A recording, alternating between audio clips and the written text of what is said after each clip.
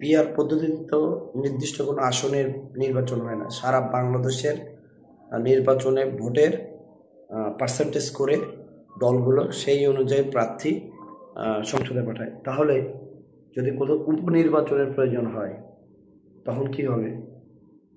দেখেন, উপনির্বাচন একটা টার্ম, সাধারণত কোনো সংসদ সদস্য যদি মারা যান অথবা দুর্নীতির দায়ে কোনো দল যদি তাদের কোনো সংসদ সদস্যকে বহিষ্কার করে, এরকম বিভিন্ন কারণে উপনির্বাচনের প্রয়োজন হতে পারে।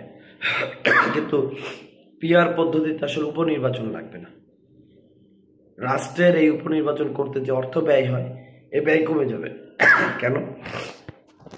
পিআর পদ্ধতিতে একটা রাজনৈতিক দল সংখ্যানুপাত অনুযায়ী ধরেন 30টা এমপি তার পার্লামেন্টে পাঠাইতে হবে। সে তার যে লিস্ট নির্বাচন কমিশনে জমা দেবে, 1 থেকে 30 জনে পাঠালো। এখন যদি 1 থেকে 30 জনের মধ্যে একজন এমপিকে তার দল বহিষ্কার করে অথবা সে সে মারা যায়, এখানে উপনির্বাচনের প্রয়োজন হয়।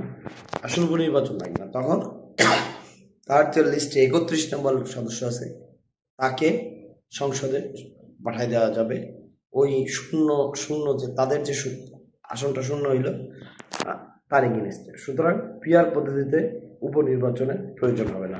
রাষ্ট্রের এই বাড়তি কোনো খরচ পিআর পদ্ধতিতে দরকার হবে না।